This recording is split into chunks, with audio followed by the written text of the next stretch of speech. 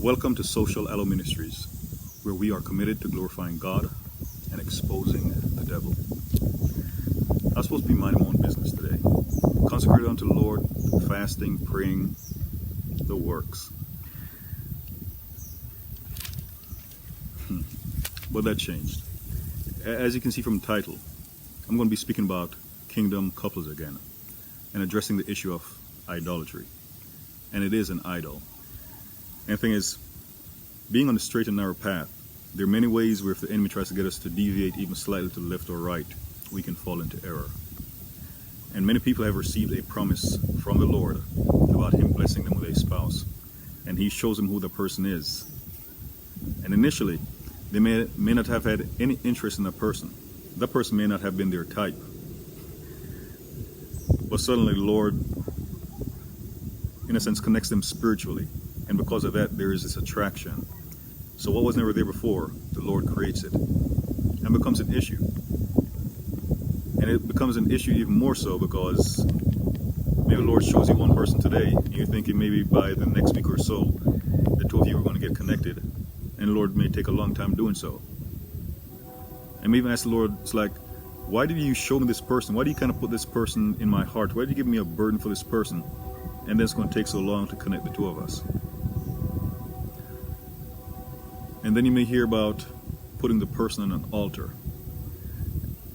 And it becomes a difficult thing to do because the Lord gave you this person, and then suddenly, maybe someone you didn't even look at initially becomes, using colloquial, the best thing since sliced bread. And sometimes you hold on so tightly to the person without having been given the person yet that you truly don't want to let go.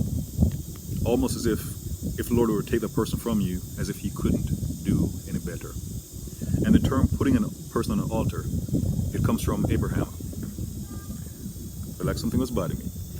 It comes from Abraham, who waited for 25 years to receive the promise from the Lord for Isaac. The Lord even told him in Genesis 17 that he was making a covenant with Isaac. And then in Genesis 22, the Lord gave Abraham the seemingly unthinkable, to go and sacrifice his son on Mount Moriah.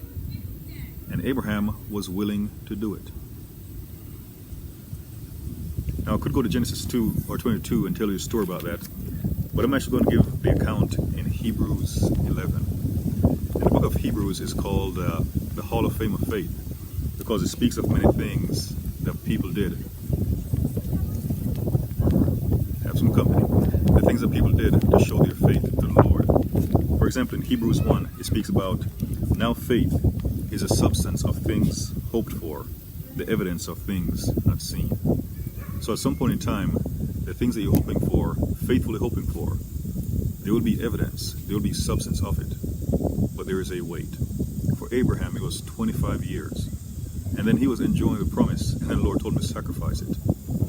So if at any point in time the Lord tells you to sacrifice that promise, can you do it?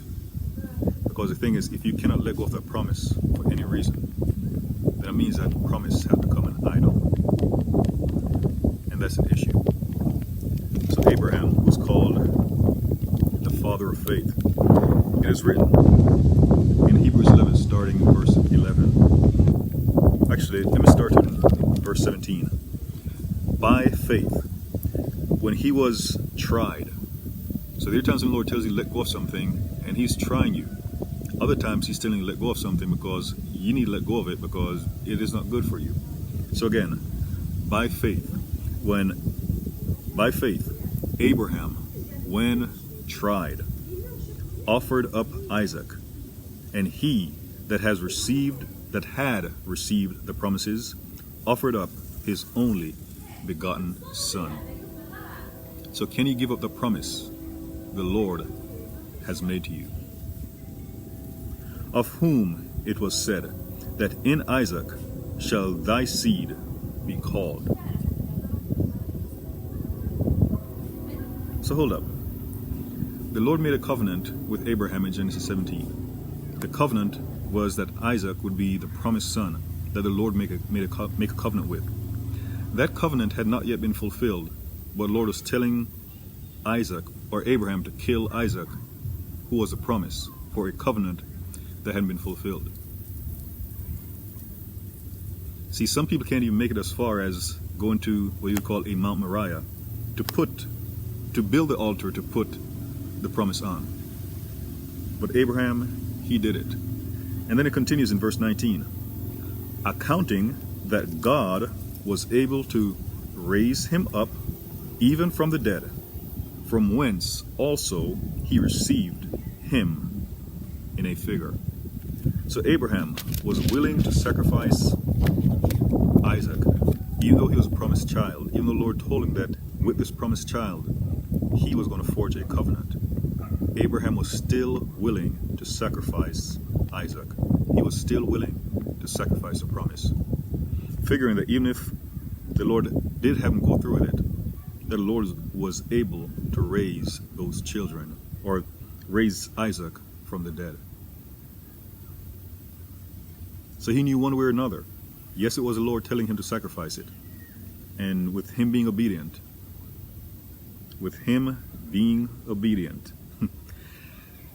that the Lord would still fulfill his promise one way or another.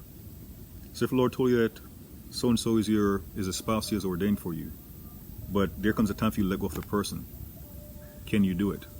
And I mean truly let go. Because one of the implied tasks of a sacrifice is that what you sacrifice, you won't get back. And the difference between a sacrifice and an offering, you may get it back. But a sacrifice, it is something that's utterly destroyed. It is not coming back. So Abraham figured that God could raise his son from the dead if necessary. But the Lord is so faithful that he was going to fulfill the promise one way or another. We also see in Hebrews 11, starting verse 11, through faith also Sarah received strength to conceive seed and was delivered of a child when she was past age, because she judged him faithful who had promised. So even Sarah was faithful. She was barren. She was past childbearing age. And the Lord blessed her with a child. Now Sarah had the child when she was 90 years old.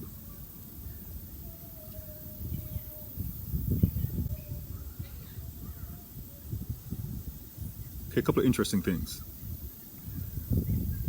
I'm hearing like Muslim call to prayer in the background. And because I'm in the park, I see two raccoons, a mother and child. A lot of potential distractions, and also see people coming because they're about to have a little camp. But I continue despite what is going on around me. So Sarah thought the Lord was faithful and that somehow she was going to have their promise. And Sarah's the only woman in the Bible where it tells us how old she was when she passed away. So the Lord fulfilled a promise when Sarah was 90 years old. Sarah was 127 when she passed away, which meant she had 37 years to enjoy the promise. Another testament of God's faithfulness is in Luke chapter 3, verse 8. John the Baptist said, "Bring forth, therefore, fruits worthy of repentance, and begin not to say within yourselves, we have Abraham to our father. For I say unto you, that God is able of these stones to raise up children unto Abraham." So John was saying that even out of the rocks, the Lord could raise up children, and they would be children of Abraham. So if the Lord is telling you to let go of a person, even though he has promised you that that is your God-ordained spouse, can you let go of the person, knowing that one way or another, the Lord can deliver that promise to you? I'll also turn to Genesis 22 for something that is very interesting that was brought up a while ago.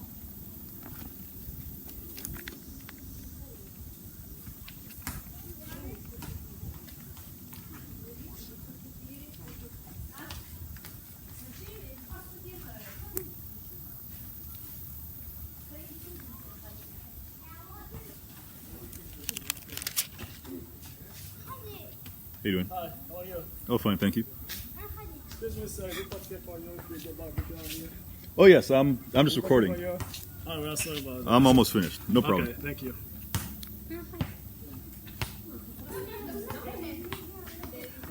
I'm not cutting any of this out.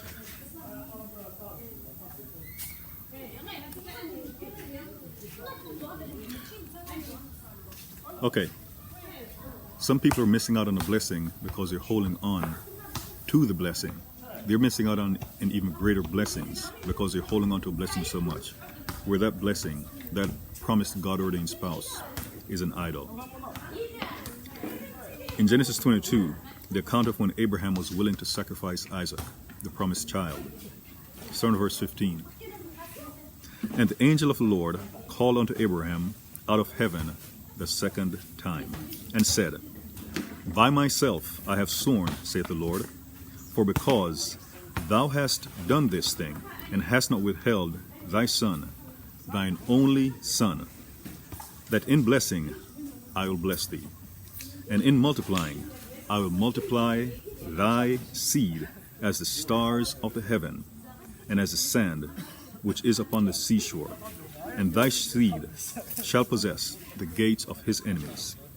And in thy seed shall all the nations of the earth be blessed, because thou hast obeyed my voice. So Abraham, because he was willing to sacrifice a child, the Lord said he was going to bless him even more. And as an added bonus, Abraham got to keep the promised child.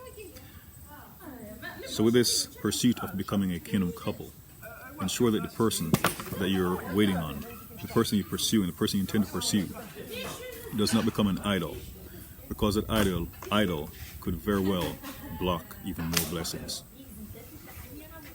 Abraham was willing to sacrifice the son. He was willing to sacrifice Isaac. And because of that, the Lord blessed him.